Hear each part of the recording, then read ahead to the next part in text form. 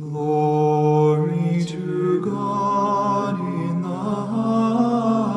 highest. Hi, thanks for tuning in to our daily inspiration. As always, just like every other video, I'd like to start the video by thanking all of you for being here and for taking the time to watch this video. And hopefully you'll learn something useful from what we have here for you. And this is going to be another video with a very good message for everybody listening. I'm going to share another one from Father Carlos Martins and what led to his conversion from atheism to Christianity before.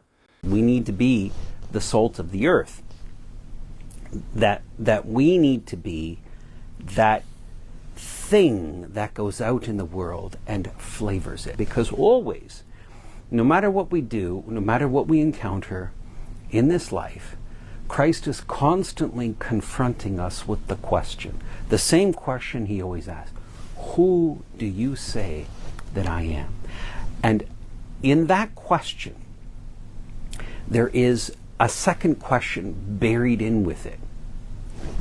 And what are you going to do about it?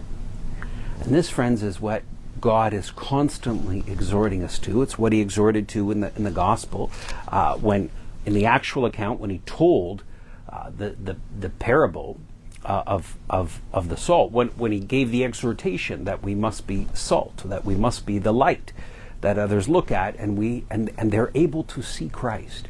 And in so doing, if we carry that task out in union with Christ, we will exude a tranquility, a peace.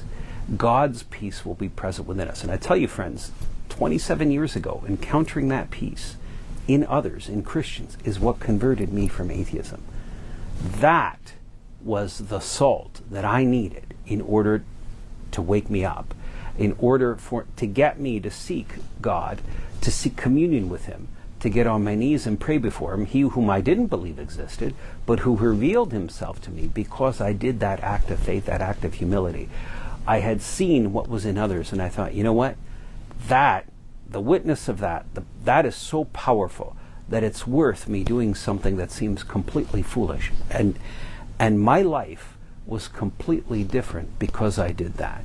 God revealed himself to me, and I wouldn't be here if I hadn't done that. But I wouldn't have done that if I didn't encounter those Christians whose heart was firm and whose hearts were firm, and who exuded that peace of Christ, who exuded his tranquility, who had been completely flavored over by Jesus Christ in their being. Continuing from what Father Martins said, we should be the salt that adds flavor to the world, Jesus admonished his followers to have salt in ourselves and be at peace with one another. By this, he meant to preserve the quality that makes each of us a blessing to one another. Jesus refers to his followers as the salt of the earth. This is an admonition to stand against the world's corrupting influence in the same way that salt preserves food. Like so many other phrases borrowed from the Bible, such as being the apple of the eye, or a wolf in sheep's clothing, much of the original significance of meaning has been lost to us simply because of the passage of time and the natural differences between cultures, separated by thousands of miles and thousands of years.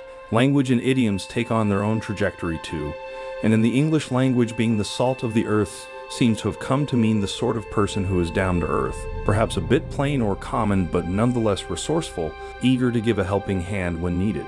Now, of course, being nice, gentle, decent, and hardworking are all good traits, but that's not at all what Christ meant when he said to his followers, "You are the salt of the earth." But if salt has lost its taste, how shall its saltness be restored? It is no longer good for anything except to be thrown out and trodden underfoot by men. Today, when salt is cheap and comes neatly wrapped in tiny packages from fast food restaurants, it's hard to imagine that being the salt of the earth means anything more than adding a little bit of flavor to the world. As a lover of salt on all sorts of things like scrambled eggs, French fries, or buttered corn on the cob, I took away the message that we as Christians are called to make the world a better place, sort of like being a packet of Zesty Ranch sprinkled into humanity to make the world somehow tastier for everybody. I knew too that salt helped preserve food, and over the years I heard a sermon or two teaching me that Christians were asked by God to preserve his presence in the world, so that made some sense to me. So the next time we hear someone speak of someone as the salt of the earth, let's dismiss from our minds any anemic meaning that a Christian's saltiness is merely about being a kind, decent, hardworking member of society. Although those are all well and good, we are called to so much more, to be emissaries and soldiers for the King of Kings, sharing his good news to all corners of the globe, just as Rome did, to bring the entire world into the family of God. And if we spend our lives doing that, we'll definitely be worth our salt. And Christ promised that our reward in heaven will be great. Well then, that is all for the video this time. As always, thank you so much everybody for taking the time to watch the video and for your support of all our channels. And until the next one, stay safe, stay healthy, and may God bless you.